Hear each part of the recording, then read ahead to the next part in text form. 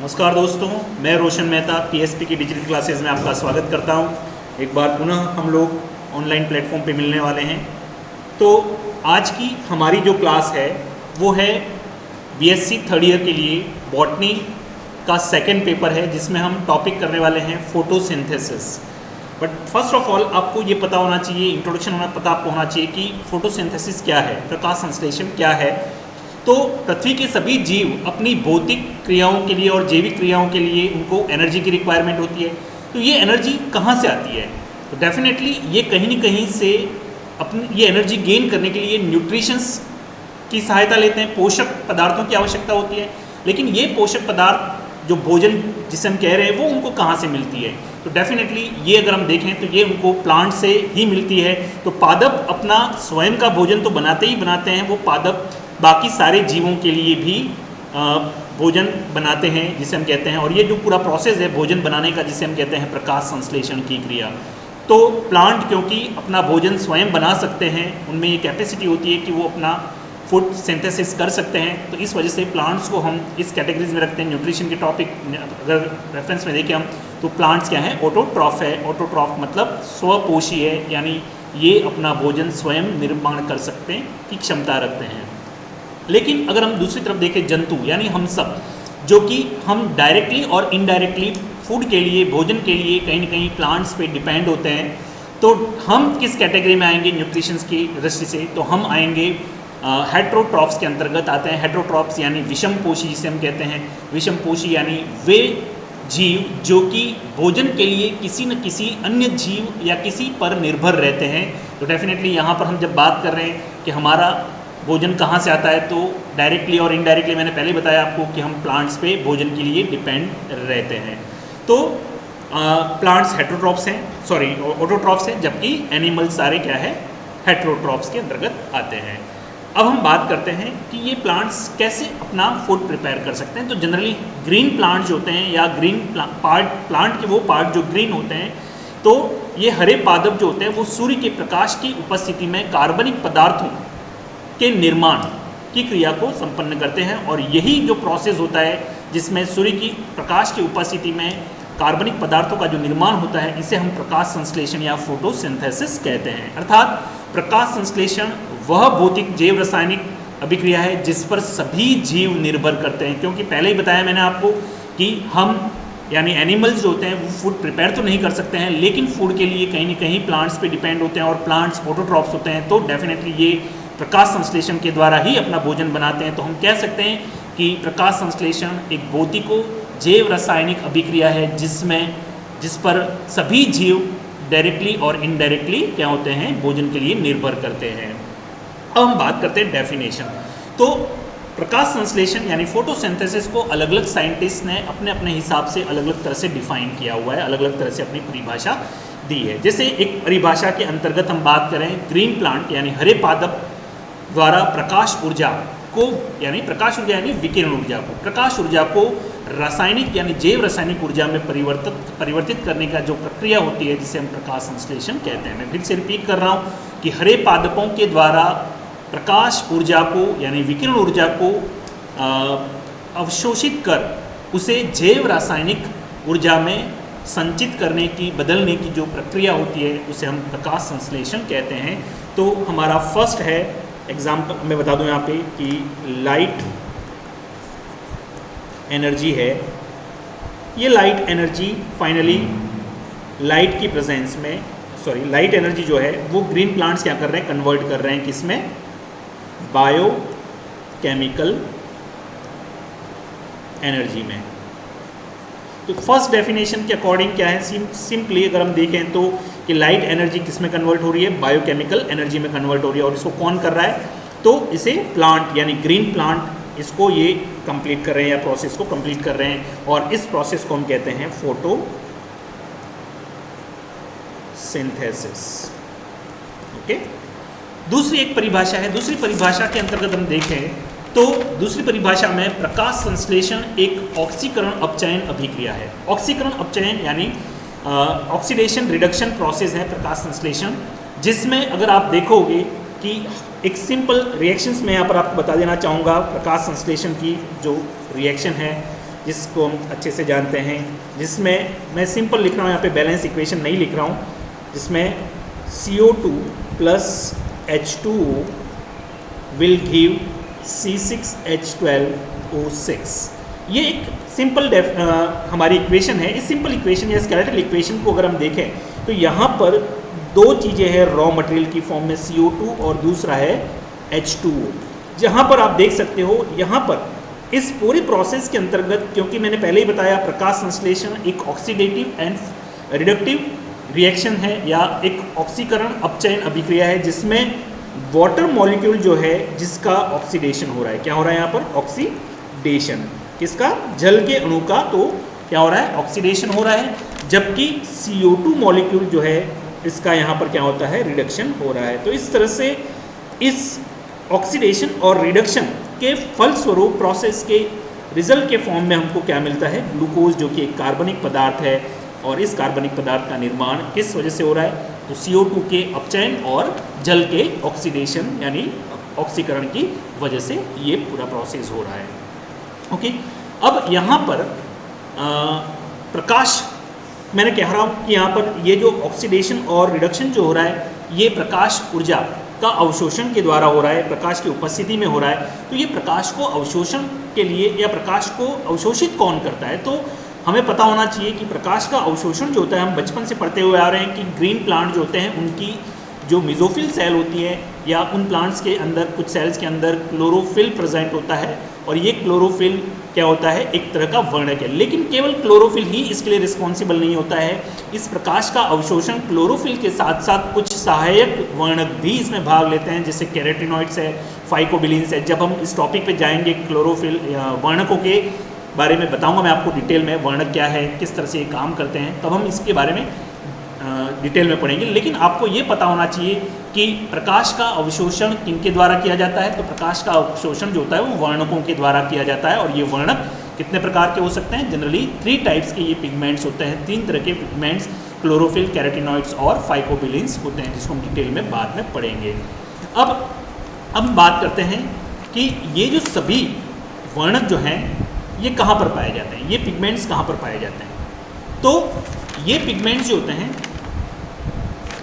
ये जनरली कहाँ पर होंगे?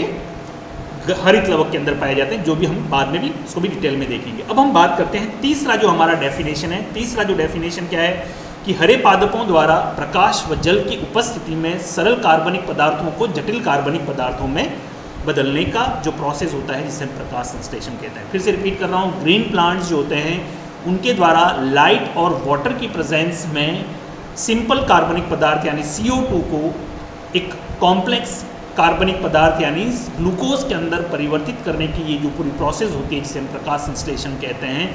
और ये अगर हम देखें, एक बैलेंस इक्वेशन देखें, तो बैलेंस इक्वेशन में आप देख सकते हो CO2 जब 12H2O से रिएक्ट करेंगे प्रकाश यानी लाइट की प्रेजेंस में क्लोरोफिल के अंदर, तो यहाँ पर C6H12O6 यानी एक ग्लूकोज का मॉलिक्यूल बनेगा। और ये ग्लूकोज का मॉलिक्यूल जो बनेगा, साथ में ही 6H2O मॉलिक्यूल भी रिलीज होते हैं और यहाँ पर 6O2 रिलीज होती है। और ये एक बहुत ही इम्पोर्टेंट प्रोसेस हैं इस पूरी इक्वेशन के अंतर्गत कि केवल ये भोजन नहीं बना रहे हैं हमारे लिए एक प्राणवायु जिसे हम कहते हैं ऑक्सीजन का भी निर्माण करते हैं इस पूरे प्रोसेस के अंतर्गत प्लांट्स जो होते हैं। ओके, तो ये तो हो गया एक सिंपल डेफिनेशंस कि हम प्लांट्स फोटोसिंथेसिस क्या है, किस तरह से फोटोसिंथेसिस होता है, ये हमने देखा। हम इसको डिटेल में स्टडी करेंगे, बट उससे पहले ये जो हिस्ट्री है कि क्या प्रकाश संश्लेषण की क्रिया बहुत पहले से ही डिस्कवर हो चुकी थी या इनिशियली इसको किस तरह से खोजा गया था, इसके बारे में हम डिटेल में स्टडी कर रहे हैं। जैसे एक एक साइंटिस्ट यहाँ पर लेंगे हम, और उन साइंटिस्ट उनके द्वारा किस तरह से प्रकाश संश्लेषण या ये जो पादपों के द्वारा पोषण निर्माण का जो प्रोसेस होता है उसको अलग अलग तरह से समझाया गया है। तो यहाँ पर हम हिस्ट्री में देखेंगे, हम हिस्ट्री ऑफ फोटोसिंथेसिस यानी प्रकाश संश्लेषण के इतिहास के बारे में बात करेंगे। सबसे पहले अगर हम बात करें जो कि 16वीं शताब्दी से पहले की बात करें, तो अरस्तु हुआ करते थे, एक साइंटिस्ट जिसे हम बहुत भली भांति जानते हैं। तो अरस्तु ने अपना एक सिद्धांत दिया था पादपों के द्वारा पोषण के या वृद्धि के संदर्भ में, और उसको उन्होंने कहा था ह्यूमरस सिद्धांत। ह्यूमरस सिद्धांत का मतलब ये बताया था उन्होंने, अरस्तु ने, कि जो प्लांट होते हैं, ये प्लांट अपना भोजन जो होते हैं वो मृदा के अंदर जो सड़े गले कार्बनिक पदार्थ होते हैं उन सब से मिलकर, यानी हम कह सकते हैं सीधे सीधे तौर पे कि प्लांट जो होते हैं वो मृदा से अपना भोजन प्राप्त करते थे। और उसके बाद में फिर 16वीं शताब्दी के अंतर्गत एक साइंटिस्ट हुए वॉन हेलमोंट। वॉन हेलमोंट हुए, उन्होंने मृदा के साथ साथ जल की आवश्यकता भी बताई। यानी उन्होंने क्या कहा कि केवल मृदा ही भोजन के लिए आवश्यक नहीं है या पादपों के पोषण के लिए आवश्यक नहीं है, मृदा के साथ साथ जल की भी आवश्यकता होती है। और उन्होंने एक प्रयोग किया, एक प्रैक्टिकल किया।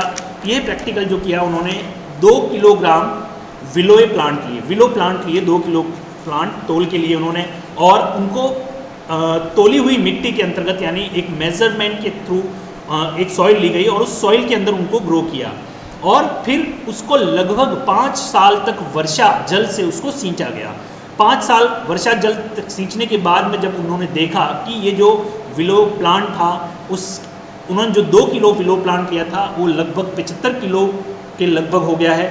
और अब उन्होंने उस मृदा को वापस से तोला तो उन्होंने देखा कि मृदा का कुछ अंश ही इसके अंतर्गत काम में आया। मतलब इन्होंने देखा कि मृदा का कुछ अंश इसमें काम आया, और साथ में जो जल दिया गया सींचने के लिए, ये जल इसके लिए उपयोगी रहा। तो इस आधार पर वॉन हेलमोंट ने क्या बताया कि प्लांट में पोषक पदार्थ के निर्माण के लिए या पोषण के लिए मृदा और जल की आवश्यकता होती है, और इनके द्वारा ही ये पोषण प्राप्त करते हैं। क्योंकि अभी तक प्रकाश संश्लेषण जैसी कोई भी चीज़ साइंटिस्ट के दिमाग में आई नहीं थी कि प्रकाश संश्लेषण होता है। अभी सिर्फ ये बात थी कि ये प्लांट अगर ग्रो कर रहे हैं, मिट्टी के अंदर उग रहे हैं, तो उनके लिए क्या क्या भोजन या ये प्लांट कैसे ग्रो कर रहे हैं, ये ग्रो करने के लिए ये पोषण कैसे प्राप्त करते हैं, तो उस आधार पर ही अभी की खोज चल रही थी। और जिसमें वॉन हेलमोंट ने क्या बताया कि प्लांट अपने पोषण के लिए मृदा और जल पर निर्भर करते हैं। फिर हुए वुडवर्ड। वुडवर्ड जो थे साइंटिस्ट 1699 के अंतर्गत,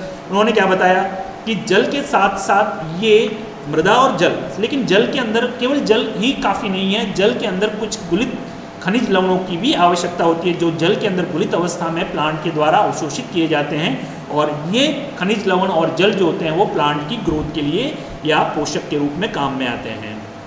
फिर 1727 में स्टीफन हेल्स हुए।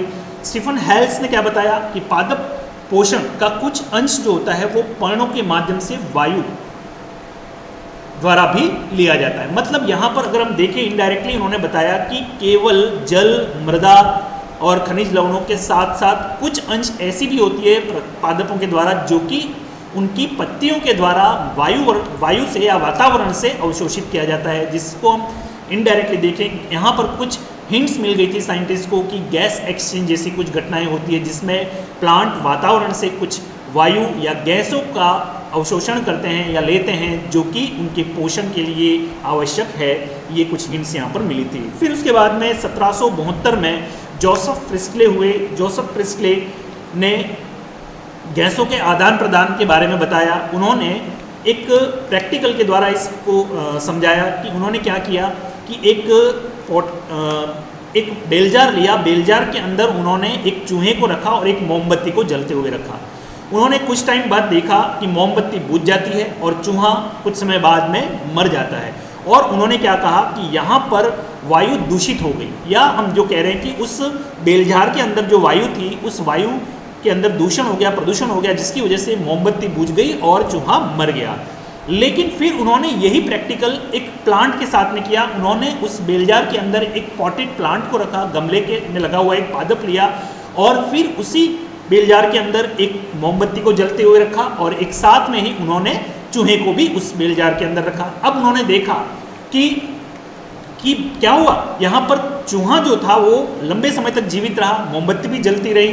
तो उन्होंने ये कहीं ना कहीं निष्कर्ष निकाला कि जब तक मोमबत्ती और चूहा उस बेलजार के अंदर थे तब तक तो किसी भी प्रकार की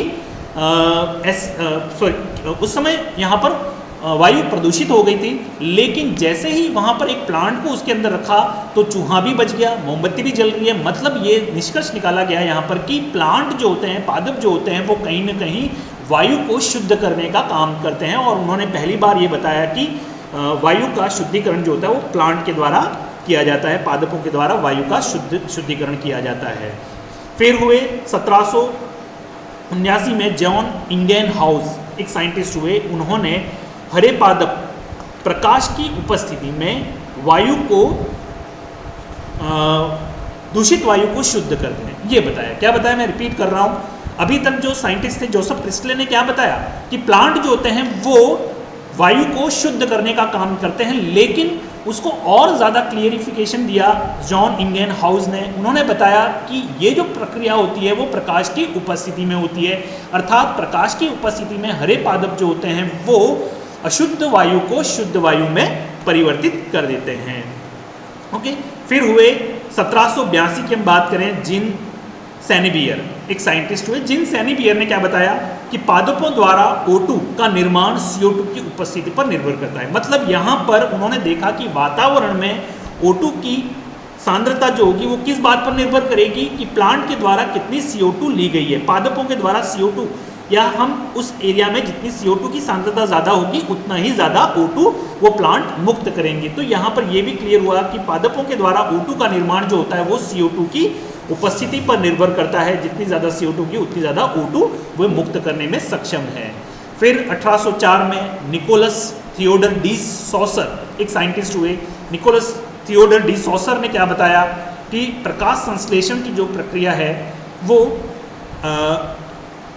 प्रकाश में व अंधकार में गैसों का आदान प्रदान भिन्न भिन्न होता है। मतलब उन्होंने क्या किया कि उन्होंने बताया कि दिन के समय और रात के समय जो प्लांट्स के द्वारा जो गैसें ली जाती हैं, जो गैसों का आदान प्रदान होता है वो चेंज होता रहता है। मतलब अगर हम दिन की बात करें तो दिन के समय प्रकाश की उपस्थिति में जब प्रोसेस होता है तो उस समय वो प्लांट जो होते हैं वो CO2 को अंदर लेते हैं और O2 को मुक्त करते हैं, यानी गैस O2 ऑक्सीजन गैस को बाहर निकालते हैं, जबकि CO2 को वो प्लांट एब्जॉर्ब करते हैं, लेते हैं। लेकिन यही प्रक्रिया जब रात को जब ऑब्जर्व किया गया तो रात के समय ये क्या हो गया, उल्टा हो गया।